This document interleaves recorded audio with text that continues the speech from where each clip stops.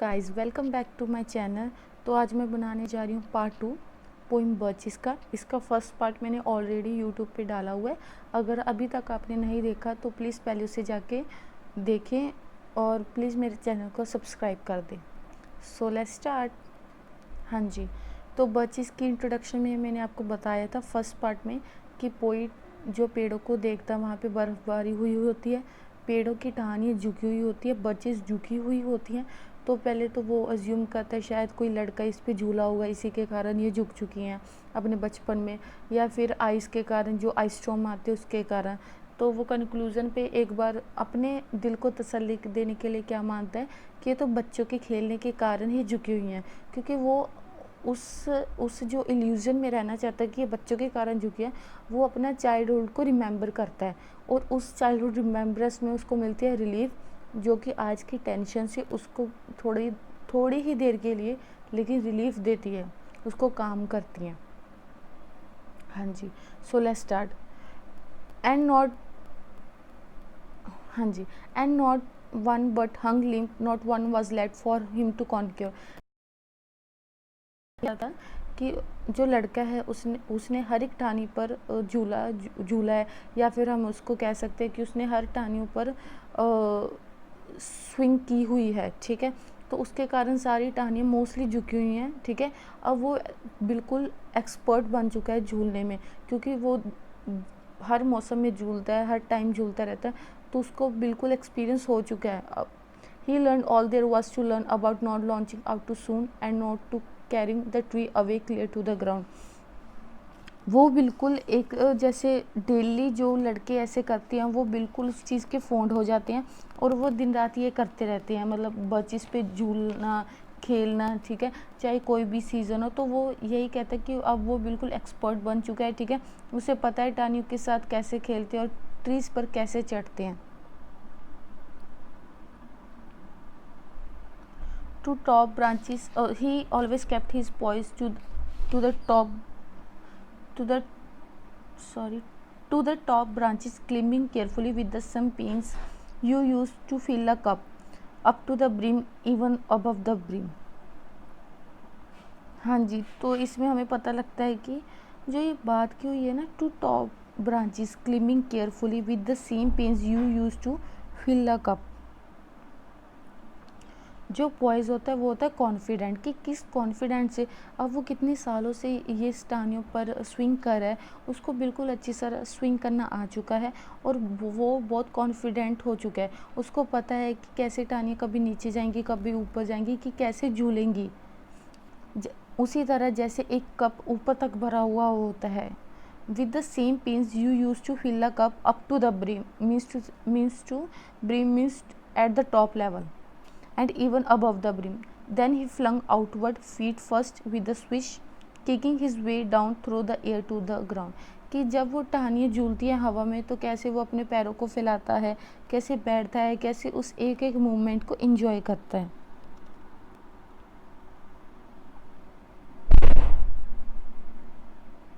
Then he flung outward, feet first, with a swish, kicking his way down through the air to the ground. So was I once myself a swinger of birches. मैंने आपको बताया था जो poet है जब वो बर्चिस को देखता है उसे दो कंडीशंस लगती हैं। एक तो क्या कि शायद ये बॉयज़ के झूलने के कारण हुई है, झुकी हुई हैं, या फिर आइस स्टॉर्म के कारण, लेकिन वो प्रेफरेंस किसको देता है, बॉयज़ को, कि बॉयज़ के खेलने के कारण। तो अब हमें पता लगता है कि वो क्यों उस चीज़ को प्रेफरेंस देते हैं, क्योंकि खुद उसने बचपन में भी स्विंग किया हुआ है बर्चिस के ऊपर, वो भी एक स्विंगर था।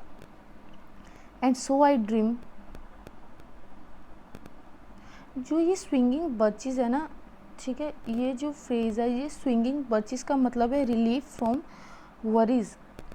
ये जो पॉइंट है ना, ये इसलिए इस चीज़ को प्रेफरेंस देता है कि बर्चिस कोई ऐसा नहीं जस्ट खेलना, झूले झूलना, लेकिन वो मूवमेंट ऐसा मूवमेंट होता है जब किसी भी चीज़ की कोई टेंशन नहीं होती, रिलीफ होता है। ठीक है, उसी तरह जैसे बचपन में उसे फील होता था कोई टेंशन नहीं होती थी, लेकिन जब से उसने अडल्टहुड में कदम रखा है, उसका सिर्फ एक चीज़ ने वेलकम किया, वो है टेंशन। हर टाइम कोई ना कोई चिंता, कोई ना कोई worry. And so I dream of going back to be. तो वो क्या चाहता है कि मैं पहले स्विंगर था, मैं भी इस लड़के की तरह स्विंगिंग करता होता था दिन रात हर सीज़न में, लेकिन अब मैं नहीं कर पाता क्योंकि मैं अडल्ट हूँ, लेकिन मैं करना ज़रूर चाहता हूँ। It's when I am weary of considerations and life is too much like a pathless wood where your face burns and tickles with the cobwebs broken across it and one eye is weeping। हाँ जी, तो मैंने आपको पहले ही बता दिया था कि वो लाइफ को क्या समझता है, एक पाथलेस वुड, ठीक है, जिसमें सिर्फ दर्द ही दर्द है, फेस बर्न है, हर तरफ कुछ ना कुछ दर्द है, पेन है, टेंशन्स है, वरीज हैं, ठीक है। तो ये मैंने आपको इसलिए पहले बता दिया था ताकि आपको समझ आ सके, क्योंकि उसने बॉयज़ को प्रेफरेंस क्यों दी है। जो इन्होंने वर्ड्स यूज़ किए हैं, पाथलेस वुड, ये एक सिंबल है। सिंबल किसके? इस्केपिज़म के। इस्केपिज़म मीन्स जो चीज़ में वो रह रहा है ना, जिस अडल्टहुड में रह रहा वो उसको छोड़कर चाइल्डहुड में जाना चाहता है। वो कुछ देर के लिए वो रिलीफ महसूस करना चाहता है जो वो अपने बचपन में महसूस करता था। From a twigs having lashed across it open, it would like to get away from the earth a while and then come back to it begin over। escapism के बारे में मैंने आपको पहले ही बता दिया था कि ये जो टहनी है, ये जो पेड़ वो देख रहा है, ये सिर्फ एक पेड़ नहीं, ये उसका पूरा चाइल्डहुड बयां कर रही है। उसको एक एक मेमोरी याद आ रही है और वो उस मेमोरीज में दोबारा जाना चाहता है। जो पाथलेस वुड मैंने वर्ड पहले यूज़ किया था, ठीक है, ये लास्ट थर्ड लाइन में पाथलेस वुड या द कोवेब्स, ये सिंबॉलिक है किसके? कन्फ्यूजन के, कि कैसे जब इंसान बड़ा हो जाता है, जब वो इस दुनियादारी में मतलब अपनी पहचान बनाना शुरू करता है, जब वो बड़ा हो जाता है तो कैसे उसको कन्फ्यूजन आती है, कैसे एक ऐसे ऐसे पाथ्स आते हैं, ऐसे ऐसे रास्ते आते हैं जिनमें वो उलझ जाता है। हाँ जी, and then come back to it and begin over. तो ये थर्ड लाइन मैं बोल रही हूँ, ठीक है। तो वो क्या चाहता है, अब पोइट कहता है कि मैं ना इस दुनिया से जाना चाहता हूँ, मैं यहाँ पर नहीं रहना चाहता क्योंकि यहाँ पर दर्द है, ठीक है, हर एक मिनट में कुछ दर्द है और मैं इस धरती से कहीं दूर जाना चाहती हूँ। And then come back to it begin over, may no fate will fully miss understand me, ठीक है। मैं जाना तो चाहता हूँ लेकिन कोई मुझे मिसअंडरस्टैंड ना करे कि मैं दोबारा भी यहाँ आना चाहता हूँ। अभी तो मैं यहाँ से ओवर लेना चाहता हूँ, अभी तो जो मेरी लाइफ में चल रहा है मैं उसे ख़त्म करना चाहता हूँ, लेकिन मैं अर्थ पर दोबारा आना चाहूँगा ताकि मैं इस अर्थ को एंजॉय कर सकूं, इसमें एक एक मोमेंट को एंजॉय कर सकूं। Earth the right place for love, I don't know where it's like to go better, ठीक है। अब उसने अर्थ को एक तरह से हेवन से कंपेयर कर दिया कि अर्थ क्या है, अर्थ एक ऐसी चीज़ है, इतनी ब्यूटीफुल जगह है कि यहाँ पर रहना, अर्थ the right place for love, प्यार की जगह है अर्थ, यानी इस धरती में प्यार भी है, दर्द है तो प्यार भी है, ठीक है, लेकिन फ़िलहाल वो यहाँ से जाना चाहता है।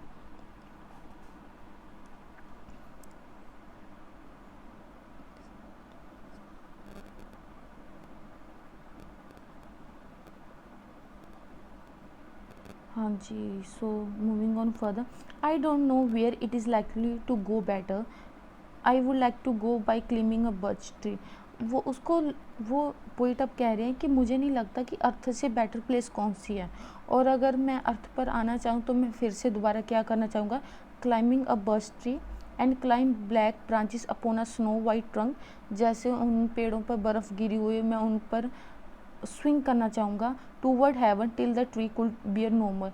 तब तक जैसे जैसे जो बर्चेस है कभी ऊपर जाती है, कभी ऊपर हवा में जाती हैं, कभी धरती के नज़दीक आती हैं, उसी तरह उसे हेवन का महसूस होता है। जैसे जैसे वो टहनियाँ, जो वो शाखाएँ हैं जो ऊपर जाती हैं, उसे महसूस होता है कि वो हेवन के करीब आ रहा है, और जब वो नीचे आती हैं तो उसे लगता है कि मैं धरती के करीब हूँ। जब वो ऊपर जाता है तो हेवन के करीब, जब नीचे आता है तो धरती के। But dip it stop and set me down again, कभी वो ऊपर जाती हैं कभी वो नीचे आती हैं। That will be good both going and coming back. उसी तरह जैसे आना और जाना दोनों ही एक अच्छे एक्सपीरियंस है, एक अच्छे इमोशंस हैं। One could do worse than be a swinger of birches. और इससे अच्छा क्या होगा कि मैं स्विंगर ऑफ बर्चिस ही स्विंगर बनूँ बर्चिस का, जैसे मैं अपने बचपन में था, उस मोमेंट्स को इंजॉय करूँ जो मैं अपने बचपन में इंजॉय करता था। ये हेवन की बात इसलिए की हुई है कि जो ये धरती है इस पे तो मतलब अनप्लीजेंट है, ये अनप्लीजेंट वर्ल्ड है, यहाँ पर दर्द है, दुख है, ठीक है। लेकिन जो हेवन है, जो ये हेवन को किससे कंपेयर किया हुआ है, बर्चिस के एक्सपीरियंस से, चाइल्डहुड से, जब वहाँ पे कोई टेंशन नहीं थी, कोई हार्श रियलिटी नहीं थी, सब कुछ इमेजिनेशन था, एक सपना था। और वो क्या करना चाहता है, मैं आपको एक लाइन पढ़ कर सुना देती हूँ। He also states very clearly that he fates grants only to half of his desire he would be very unlucky. तो वो क्या कहता है कि अगर किस्मत उसकी आधी ही बात सुनेगी तो वो बहुत अनलकी होएगा।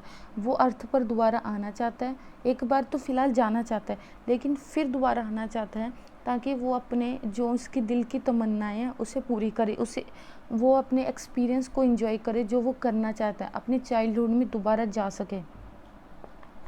पोइट की बहुत दिली इच्छा है कि वो दोबारा धरती पर आए और अपने अपने मतलब जो उसकी फीलिंग्स है उसको एक्सप्रेस कर सके, और जो वो फील करना चाहता है उसको फील कर सके। और वो आखिरी में क्या कहता है कि अर्थ से अच्छी प्लेस मुझे तो कोई नहीं लगती जहाँ पर मैं रह सकूँ और अपने चाइल्डहुड को, अपनी मेमोरीज़ को, अपनी जो उसकी दिल की तमन्ना है उसे एंजॉय कर सकूँ, be a swinger of birches, क्योंकि इससे अच्छा एक्सपीरियंस और कोई भी नहीं है। So guys, this is all about बर्चिस।